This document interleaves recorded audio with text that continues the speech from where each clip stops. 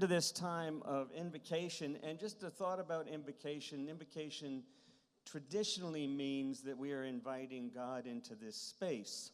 We know that we live and move and have our being in God, in the holy, and in what is sacred in the world. So invocation is really sort of a strange thing because it's really an invitation for us to open up, to be in this place where God already is, and to practice that from day to day beyond these walls. So I invite you into a time of invocation as we pray.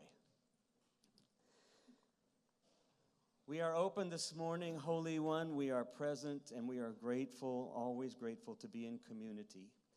We know that we are a part of this world, imperfect as it is.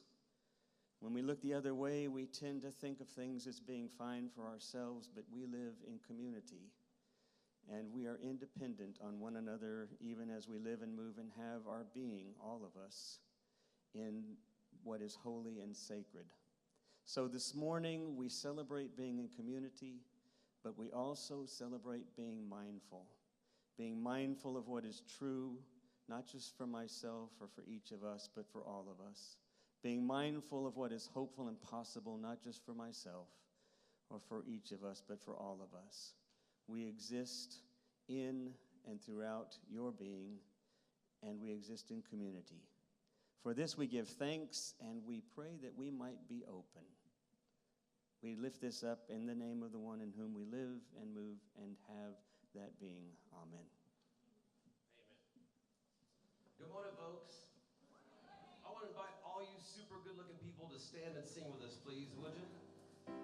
And this is also a great time to bring your offering to the table, if you have one. We're going to do us a hymn, a mighty good hymn.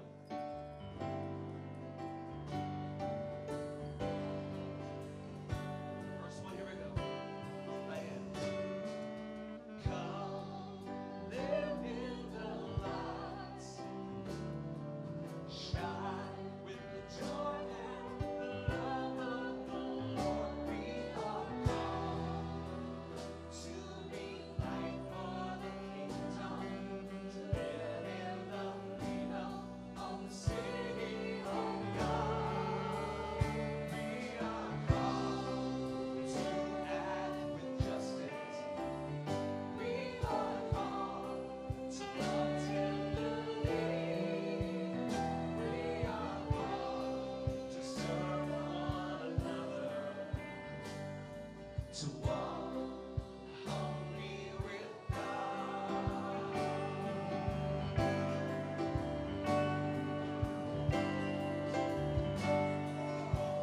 Verse 2 all together. Just come, open your hearts, and show God's mercy to all those in need. We are called to be hope for the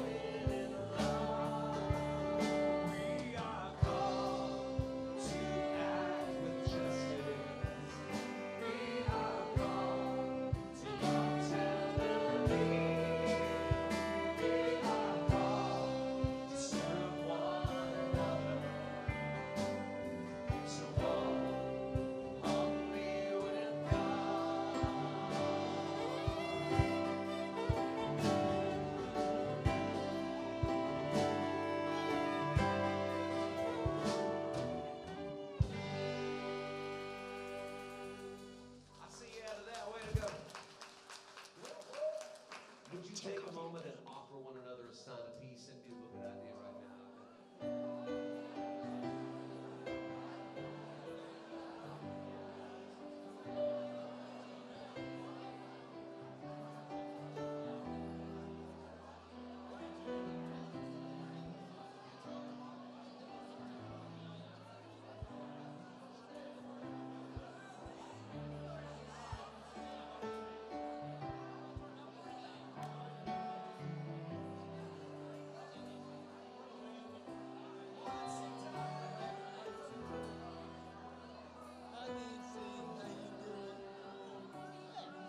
at that idea right now.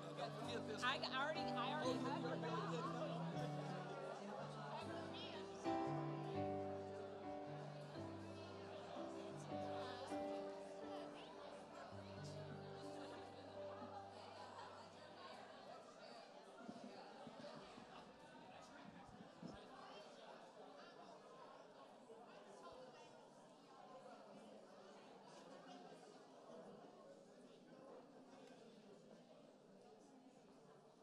Is it on?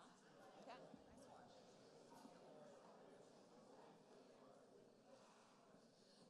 Well, I appreciate the fact that when Tom mentioned who was speaking, that I didn't see a mass exodus. So thank you for staying.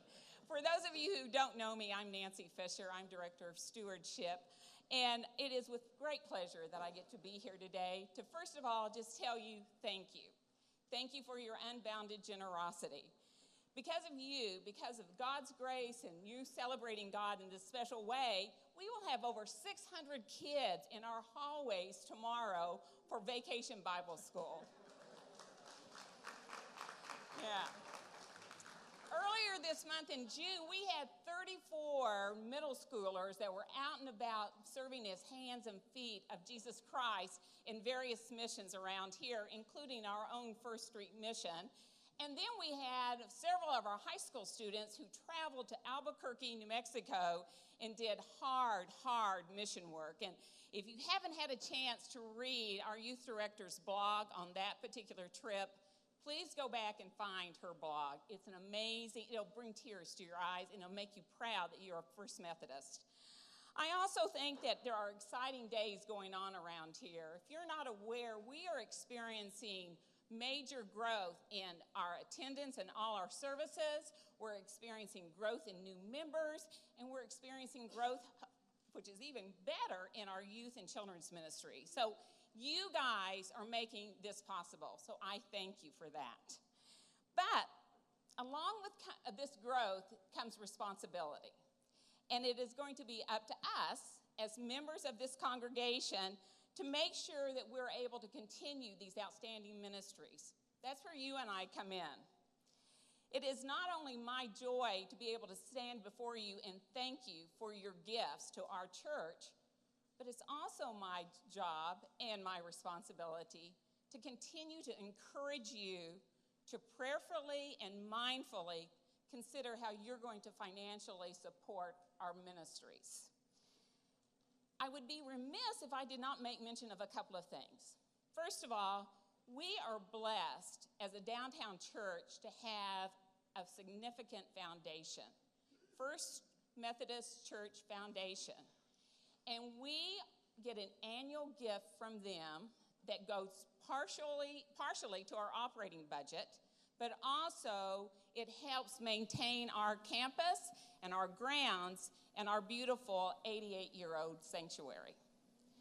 But it takes more than the foundation to make all our magic happen here at our church.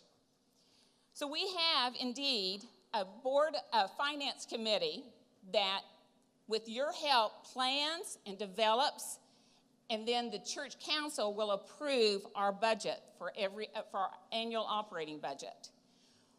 Our annual operating budget is $5 million. And we look to our congregation, our members, you and me, to raise $4 million of that amount. To date, we've raised approximately $2 million. But the interesting thing to note is that that money has been raised by about 41% of our 2,700 active members. Let that sink in, 41%. Out of this particular congregation, $20,000 has been raised toward our annual goal. So we thank you for that. But I'm also here to ask that you join me for the remaining of this year so that we can successfully achieve our goal by year end.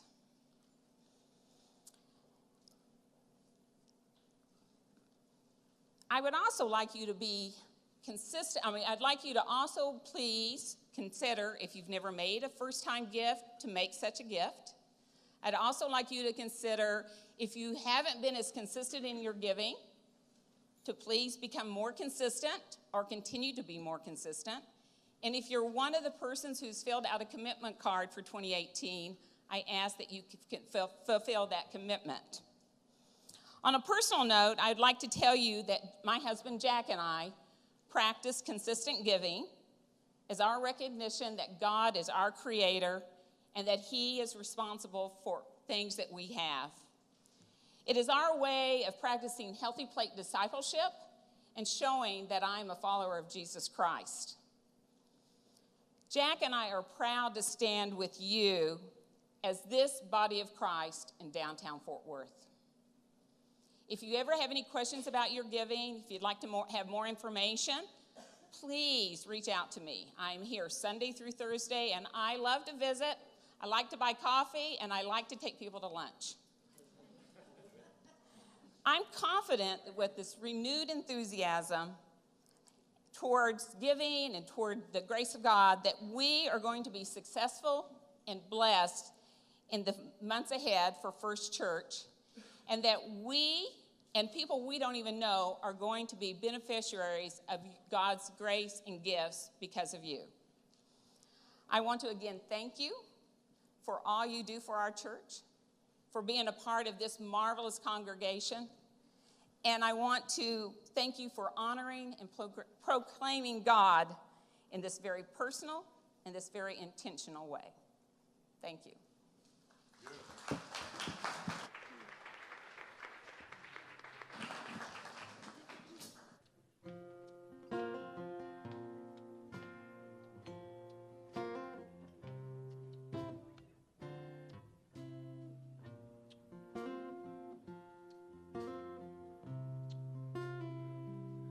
There ain't no reason that things are this way. It's how they've always been and they intend to stay. I can't explain why we live this way, but we do it every day. Preachers on the podium speaking of the saints. Prophets on the sidewalks, they're begging for change. Old ladies laughing from the fire escape. They're cursing my name. I got a basket full of lemons and they all taste the same. A window and a pigeon with a broken wing. You can spend your whole life working for something just to have it taken away. People walking around pushing back their debts, wearing paychecks like necklaces and bracelets, talking about nothing, not thinking about death. Every little heartbeat, every little breath. People walk a tightrope on a razor's edge. They're carrying the hurt and the hatred and weapons. It could be a bomb or a bullet or a pen or a thought or a word or a sentence. There ain't no reason things are this way. It's how they've always been and they intend to stay. I don't know why I say the things I say, but I say them every day. But love come set me free. Love come set me free. I do believe. Love come set me free.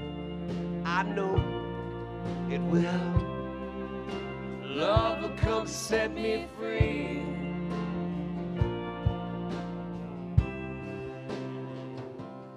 Prison walls are still standing tall.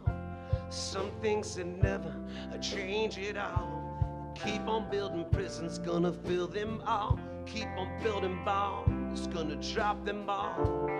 Working your fingers bare to the bones, breaking your back, make you sell your soul like a lung that's filled with coal, suffocating so very low. The wind blows wild and I may move, but politicians lie and I am not fooled. You don't need no reason or a three-piece suit to argue with the truth. The air on my skin and the world under my toes, slavery stitched into the fabric of my clothes, chaos and commotion wherever I go. Love I try to follow, but love will come set me free. Yeah. Yes, love will come set me free. I do believe love will come set me free. I know it will. Love will come set me free. Yeah. There ain't no reason things are this way. It's how they've always been and they intend to stay. I can't explain why we live this way. We do it every day.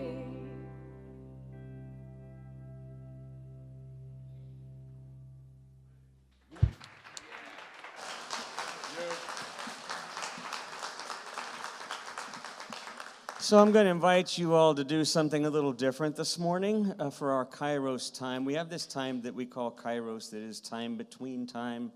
It's not chronos time or logical linear time. It is sort of the present moment, which is always here and always moving.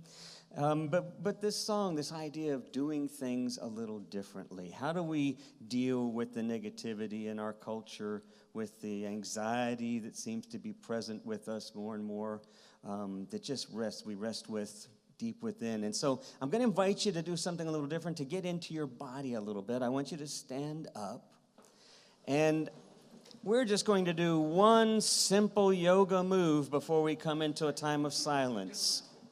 And I just want you to be careful not to hit the person next to you. But if you'll just sort of raise your arms up high and to focus on stretching up and to actually see if you can bring your hands together and just hold it there for a moment to feel the stretch in the body. We spend so much time in our heads, and our conflicts seem to get stuck there when we feel them suddenly in our stomachs. So just slowly bring it down to what we call heart center and press the thumbs up against the breastbone. And then I invite you to just bring your hands down to your side. And if you like, close your eyes, but to feel yourself grounded. We speak of being grounded in God's love and God's being. We are also grounded in community. Maybe just to remember that, we take deep breaths and feel the grounding in our silence.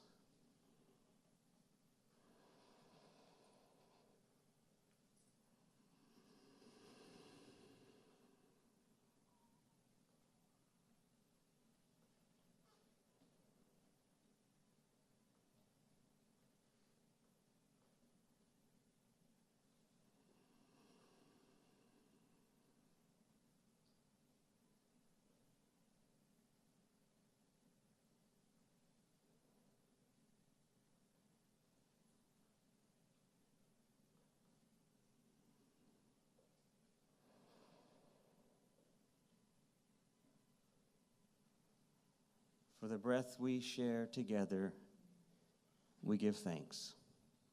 Amen.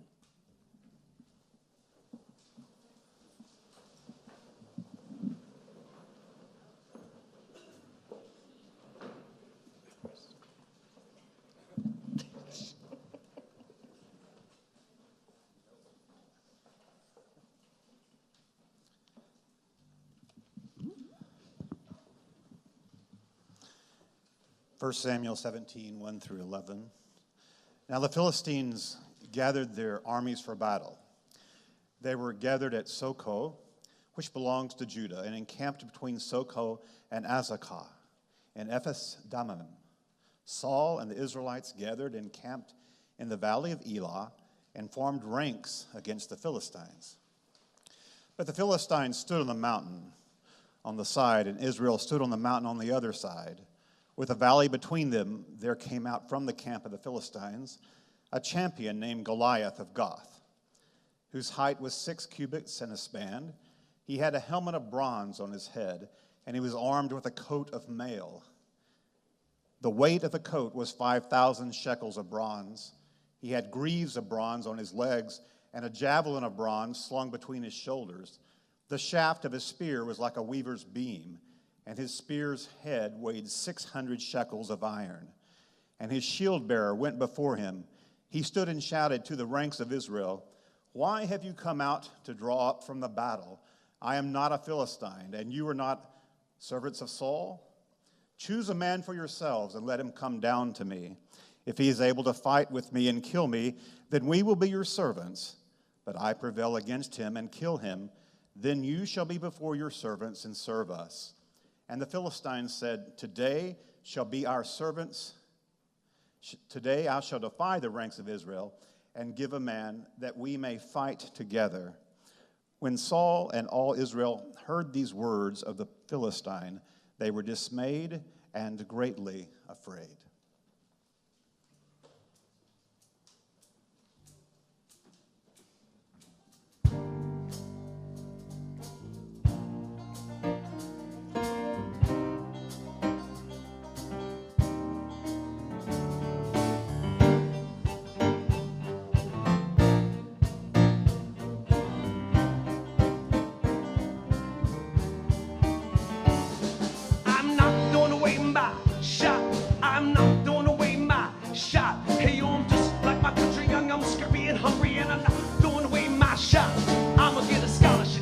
College. I probably shouldn't brag, but dag, I'm amazed and astonished. The problem is I got a lot of brains and no polish. I got to holler just to be heard with every word. I drop knowledge, I'm a diamond in the rough, a shining piece of coal, trying to reach my goal. My power of speech, unimpeachable. Only 19, but my mind is older. This New York City streets getting cold. There I shoulder every burden, every disadvantage I've learned to manage. I don't have the gun to brandish. I walk these streets famished. The plan is to fan this spark into a flame. But dang it, sticking dots to let me spell out my name. I am the ALEXANDER.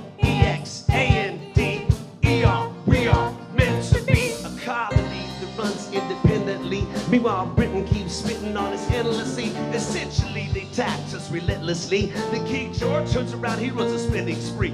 He ain't never gonna set his descendants free. So there will be a revolution in this century.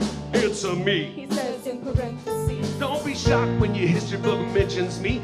I will lay down my life if it sets us free. Eventually you'll see my ascendancy. I'm not throwing away my shot. I'm not throwing away my shot. Hey, I'm just like my country. I'm young, scrappy, and hungry, and I'm not throwing away my shot. I'm not throwing away my shot.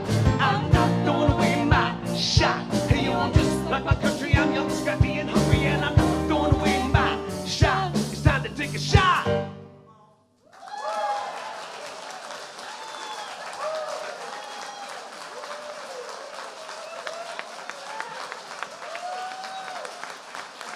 That was all one breath, by the way. One breath. Wow, a little Hamilton to start us off. That's great. That is great. Thank you.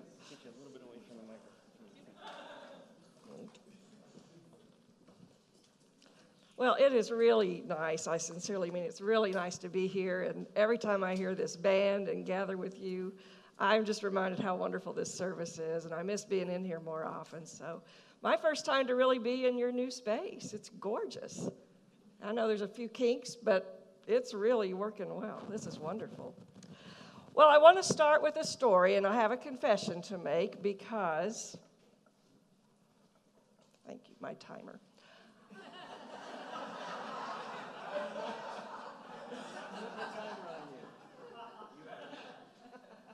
I have to confess, I stole this story from Tom. And so that means a lot of you probably heard it. But here's my theory. Stories bear repeating. So you're going to hear it again if you've heard it. If not, I like it. So here it is. It's the story of Nasruddin and the king. Nasrudin and the king were constantly engaged in challenging with one another in solving riddles. Now, it had just started with a game, and as the riddles got more difficult over time, it seemed that Nasrudin was always the one who was solving the riddles, which really angered the king. It embarrassed him, it frustrated him, it humiliated him. He didn't like it. It had to stop. So the king devised a plan. He would find the most difficult riddle in the world, a challenge that was impossible to solve. And if Nasrudin couldn't solve it within an hour, he would be put to death. Nasrudin, my friend, said the king, if you can solve this riddle by the time the sun sets, I will declare you the most clever man in the kingdom.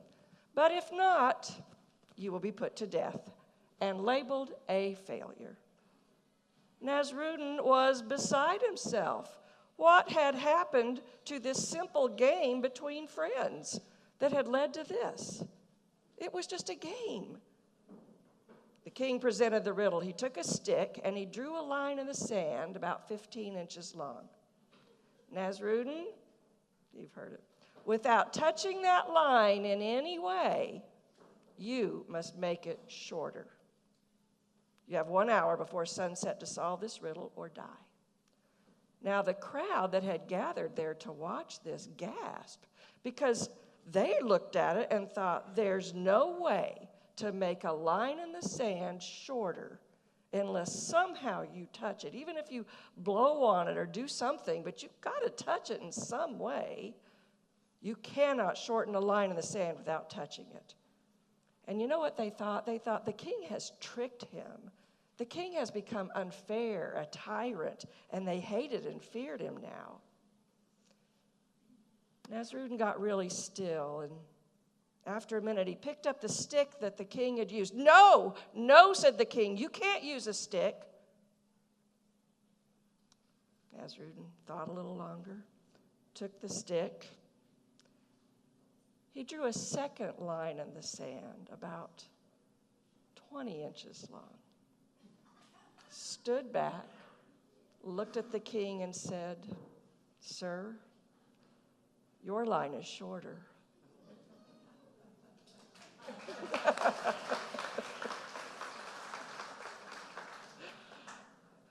Let's start with a quick prayer. Gracious God, let the words of my mouth and the meditations of all our hearts be rooted and grounded in your love. Amen. David and Goliath. Now, if you've never been to church, never opened a Bible, never been to Sunday school, you probably still know the story of David and Goliath. I was just, in the last couple of weeks, thinking about this, and I've heard 4 references to it just by going about my normal day-to-day stuff. It's a common story of an underdog winning the battle. But I want to challenge that and say it's not really an underdog story. It's a story of being able to see things from a different perspective. I think we could call that seeing through the eyes of God. And when we do that, it opens up all kinds of possibilities we could not see before. So let's start with this imposing giant Goliath, one of the Philistines terrorizing the Israelite army.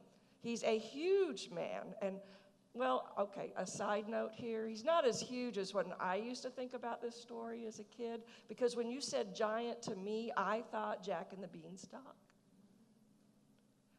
One day in 2nd grade, we were told that a giant was going to come visit our school.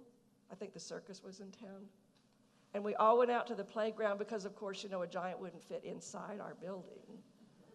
And when we went outside, now I'm 2nd grade, and I'm looking up, thinking there's going to be a giant head come over the top of my 2-story school building and look down on us and be very imposing. And all of a sudden, I see my principal walking around the corner with this really tall, skinny, 9-foot man, and I thought, well, that's a disappointment. Anyway, that's not the kind of giant we have here. Not a great big one, but this guy is still really, really imposing. He's described as 6 cubits in a span. That's about 10 feet tall. And he was so strong that he was wearing bronze gear that weighed about 250 pounds and carrying this huge, heavy, demonic javelin that was slung back between his shoulder blades, had a big skull on the end of it. That's quite a sight, don't you think? I'd be scared. And then there's little David. Now, if you read the whole story, that's how he's always referred to, little David. Little David, just a boy. Little David bringing food to his older brothers in the battlefield. Little David, whose brothers made fun of him and told him to shut up whenever he tried to speak. Little David, who heard the roar of the most imposing man he had ever seen and quickly volunteered to do what the king and no other soldier would do. Little David, who knew that when it came to facing giants, you have to see things in a completely new way. So, you know what that Nazrudin story and this story of David and Goliath have in common? They both speak of the ability to see beyond what seems obvious. They both involve characters who can see options when there appears to be no other options, the possible and the impossible. And they both understood that the normal, traditional ways of the world that are responding to things that threaten us, those ways won't work here. We have to look for a different way to live. I know you're all familiar, or most of you familiar with the saying from Albert Einstein. I'm going to paraphrase it a bit, change it. We cannot solve a problem with the same kind of thinking or seeing that got us there in the first place. When facing giants, we have to see things differently. King Saul didn't. Neither did any of those other soldiers. The normal and expected response to the challenge or a threat of a big giant was go head to head, take up weapons, use brute force. And in this case, as in so many others, if you can't see beyond the age-old, time-worn, normal ways of responding, the ways of the world, then you're going to end up hopeless, which is what those soldiers were. They were frozen with hopelessness, seeing it as impossible. But seeing things in a new way, seeing things through the eyes of God, that changes things dramatically. The possibilities become unimaginable. We cannot face the giants of this world with the same kind of thinking or understanding or seeing that helped create them in the first place, can we? We're just chasing our tails. We live in a world of giants, don't we? Things that are oppressive, insurmountable, hopeless. And I'll be honest, I don't watch a lot of news anymore. Now, I'm not suggesting that we stay ignorant. It's tempting. That we need to stay well informed, not avoiding bad news and putting on those Pollyanna rose-colored glasses. Not that. That's irresponsible. But I simply have learned that I cannot inundate myself with what feels so heavy and oppressive and impossible because I start to feel hopeless and frozen and I can't see a way out. So when I do that, I feel like those soldiers looking across the river at this enormous giant screaming and taunting. I mean, how are we going to go up against the giants that threaten our environment and have already done so much damage? How do we do that? How do we go up against the giants who threaten the nations with weapons of mass destruction? We're small, like David. How do we go up against the giants of poverty, of violence, of meaninglessness, of hunger, of war, and all the myriad of giants that war spawns, like starvation, seething rage, orphaned children, vengeance? Are we feeling overwhelmed yet? When we're overwhelmed, when we are afraid, fear brings out the worst in us. Fear makes us lose perspective, makes us lose faith in a future of hope that God does always hold out in front of us. Fear makes us unable to see the possibilities or even believe that we can make a difference because we're just small. This story is not simply an underdog story of a little boy defeating a giant once upon a time.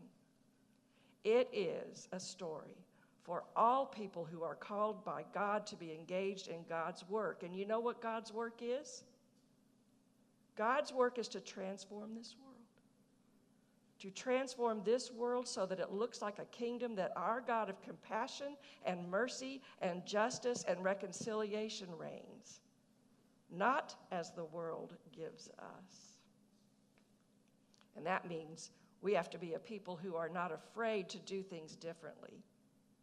We cannot succumb to despair and fear or retreat behind a religion that only asks us to be sure that our souls go to heaven when we die. The prophets called that too small a thing, way too small. We cannot keep doing things the way we always have and expect anything to be different in the long run. And I know you use these words in here a lot, but I'm going to read the quote from Martin Luther King Jr. when he said, "Returning violence for violence multiplies violence, adding deeper darkness to a night already devoid of stars." And then those words you sing in here so often. Darkness cannot drive out darkness. Only light can. Hate cannot drive out hate. Only love can. We, people of faith, we have to understand that this world will never be healed by the same kind of thinking and living that created the pain in the first place. The oppressing giants of this world are not going to be allowed to define what is real and what is possible for us, are they? So is there a lesson here about how we're supposed to face these giants in our lives, in our homes, in our neighborhoods, in our world? Can you, simple you, do anything that's going to make a difference in the transformation of this world into a place where God's children can live in peace? It's not a trick question. That's not a riddle. We have the answer right in front of us, and it is Jesus' own teachings and the way he lived his life, our example.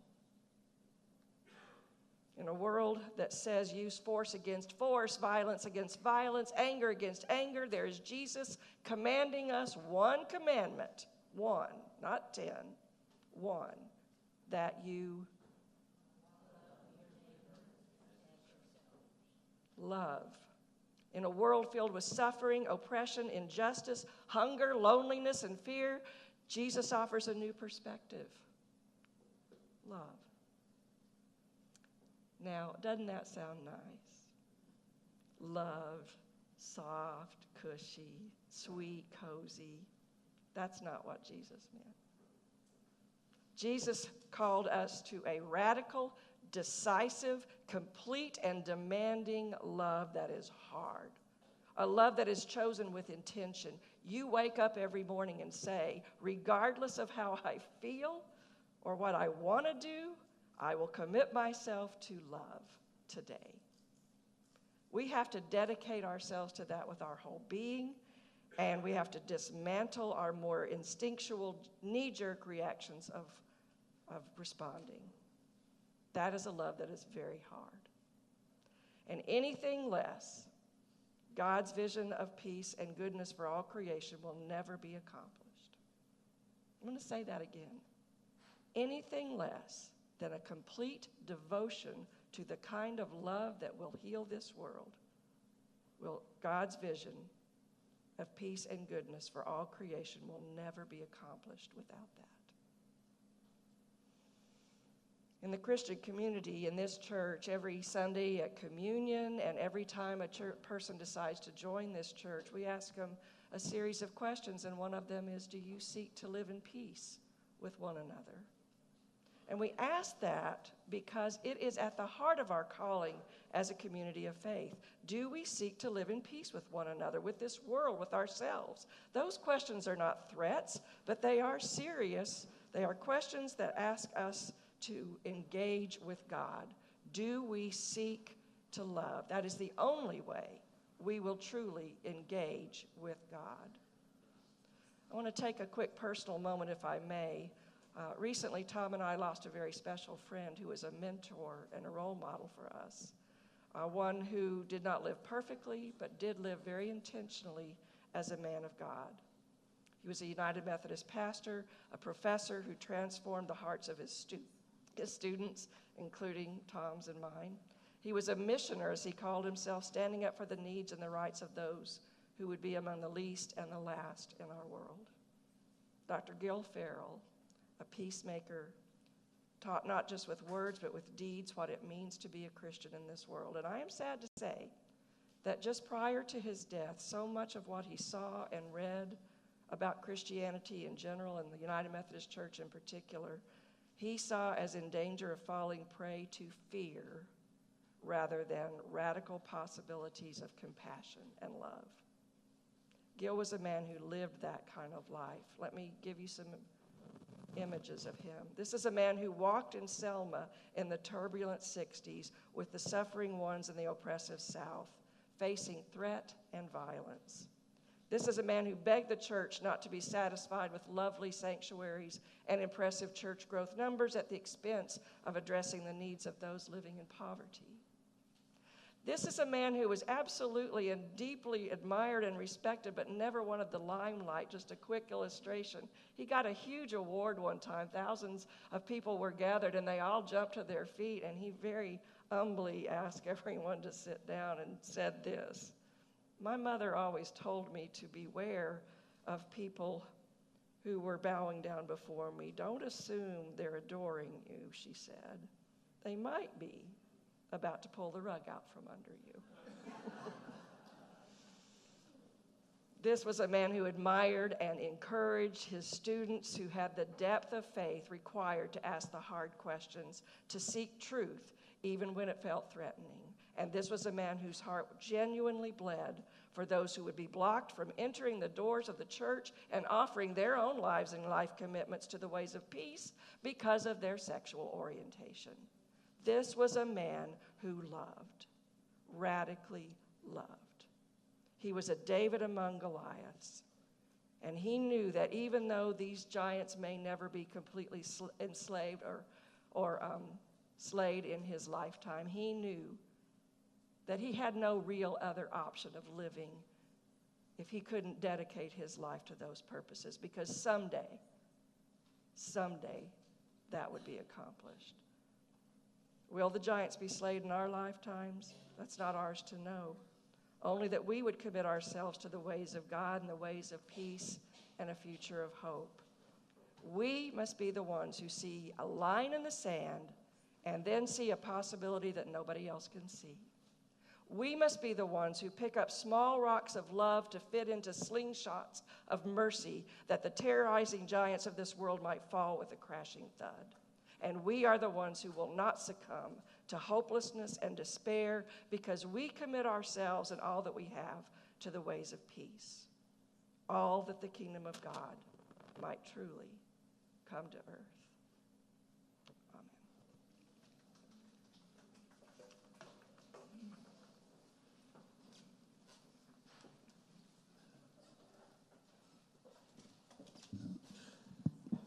Amen.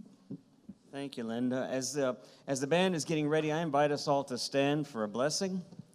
And then stick around and we'll sing this short chorus as our final song together. And I invite you to stick around for just a minute and visit with folks and catch some more cookies or coffee if you like. It's good to have you all here this morning, and we look forward to seeing you again next Sunday and this summer. If you're traveling from here, though, we hope that you'll be safe on your travels. Let's take a hand beside us. The task is set before us. Go in pieces. Life has been upended. Our conceptions and our ideals have been challenged, but something is being mended. Something is being offered. And we are invited to move into the world pieces to find ourselves complete with one another, to find ourselves coming together anew. So go in pieces, but go with an openness that seeks the wonder and the hope and the largeness of love present around us. Amen. Now we sing.